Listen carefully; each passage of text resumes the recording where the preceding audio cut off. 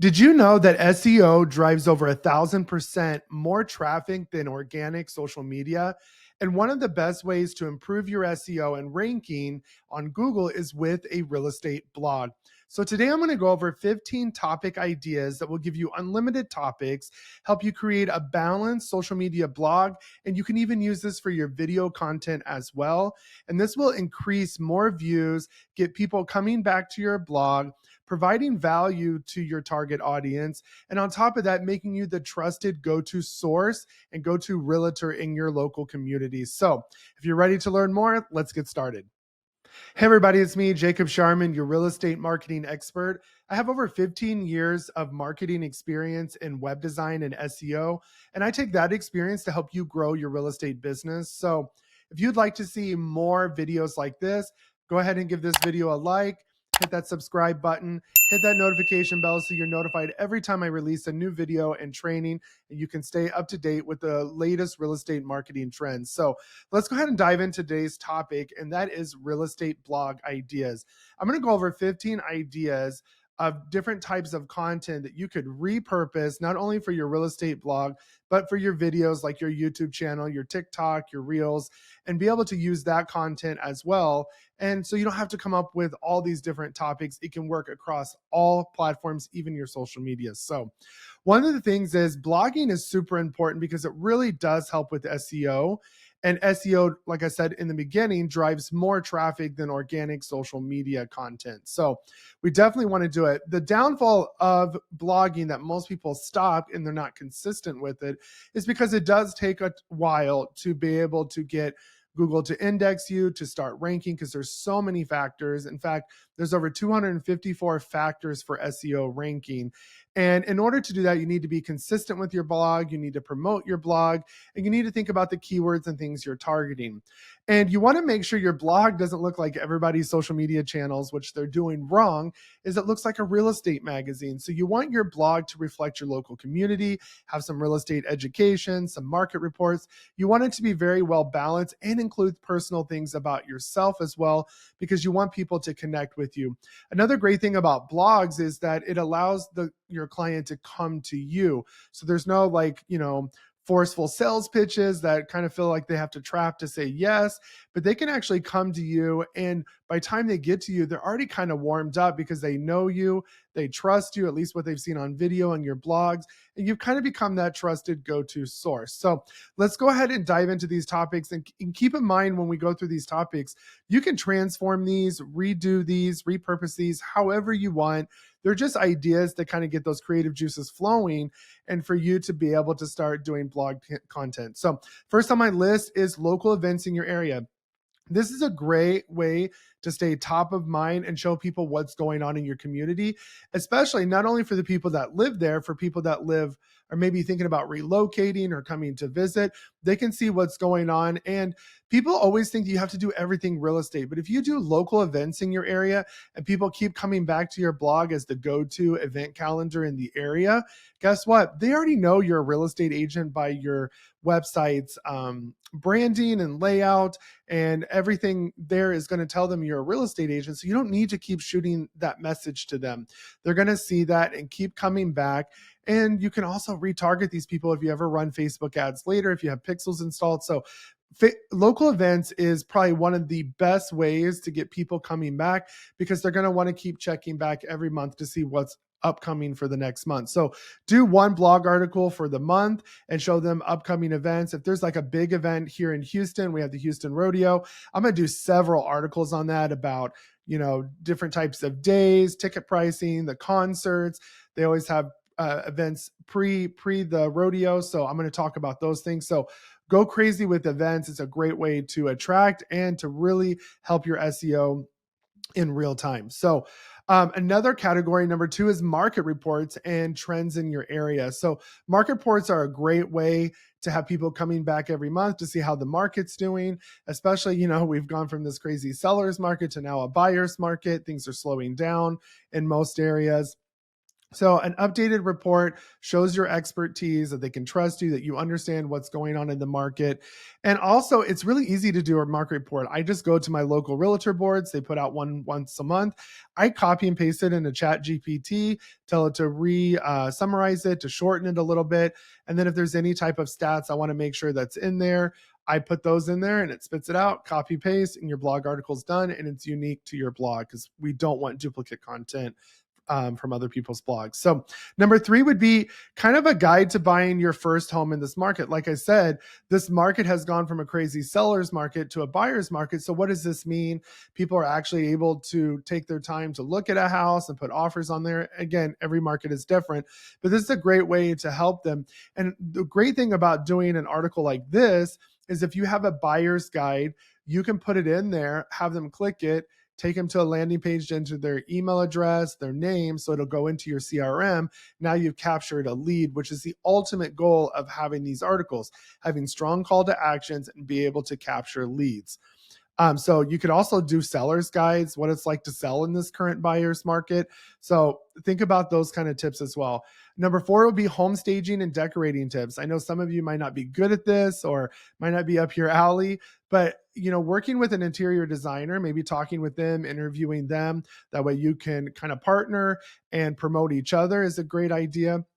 But you want to give some home staging tips for buyers that are looking to sell their home quickly. You can talk about basic stuff like, depersonalizing, decluttering, making sure it's clean, especially what to do for open houses, things like that.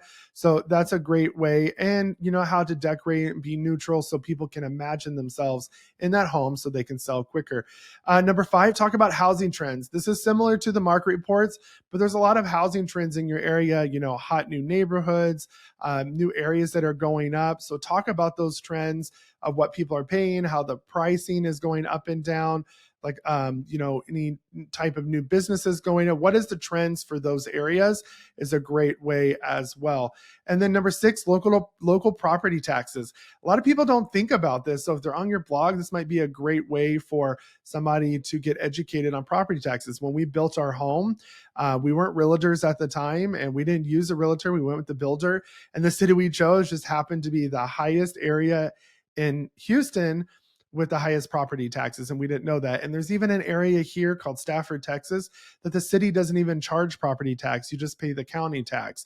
So it's a lot lower, and it incentivizes people to build houses and to buy houses there. So talk about local property tax, the exemptions, for disabled veterans, people with disabilities, the homestead, all of those things.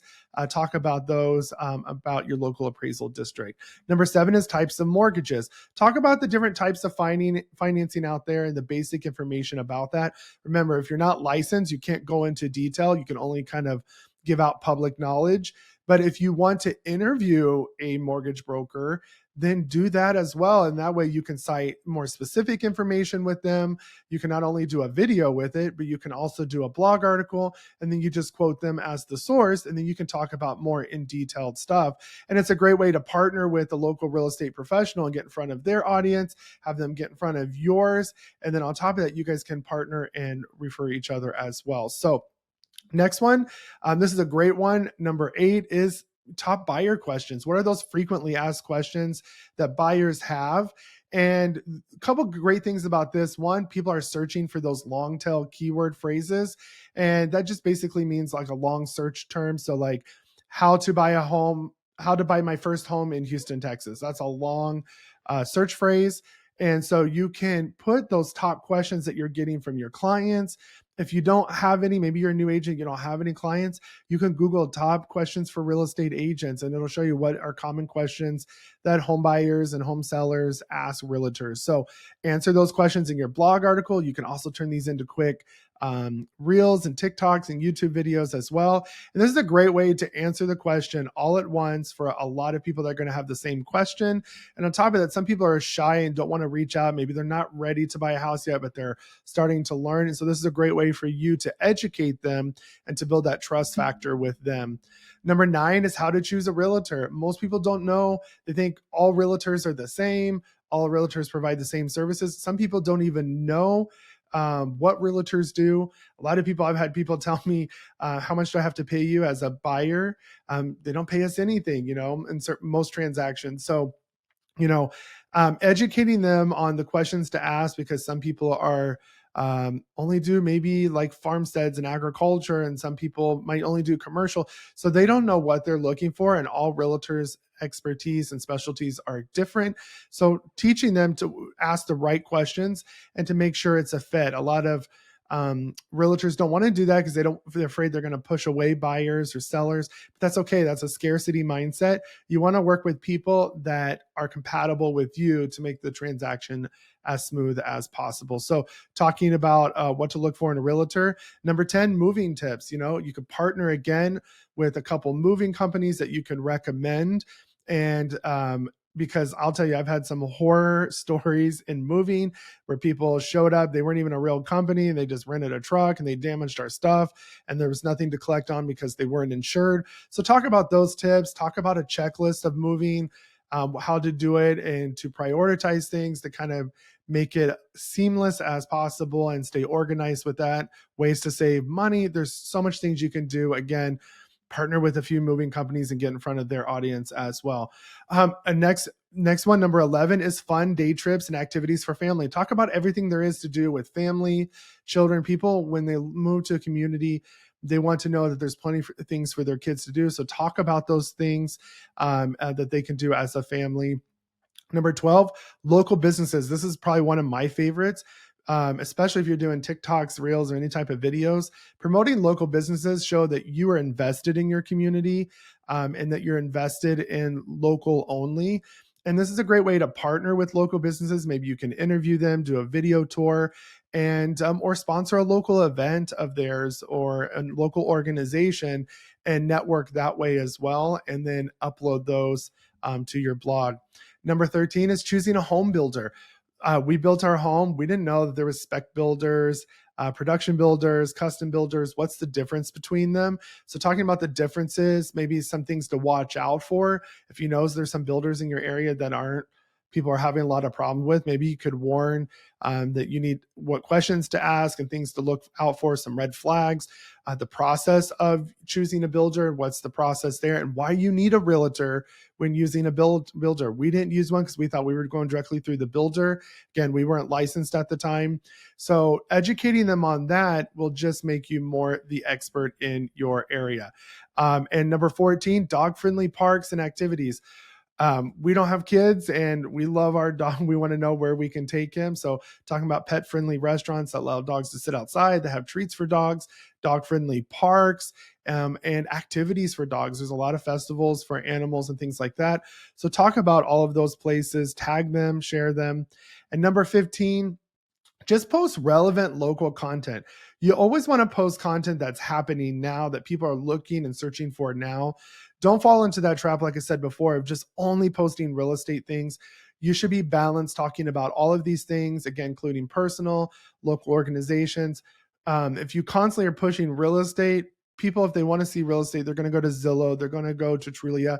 And if you try to rank for those things as well, guess what? You're always going to lose out on Houston Realtor or your city Realtor, because Trulia and those companies have those monopolized because they post so much content. But if you go after some of those low competition things that people are searching for on the daily that have to do with your local community, you're posting relevant content. So think outside the box. Make sure you're not posting something that everybody's posting, because it's just going to get lost in the shuffle. But stand out, be an advocate for your community, and that will make you the trusted go source realtor and person for your community and keep people coming back, which is what you want. So if you have any questions, drop them in the comments below. If you need help with web design, SEO, or maybe starting your blog, you can take a look at my marketing company. Me and my team could definitely help you out.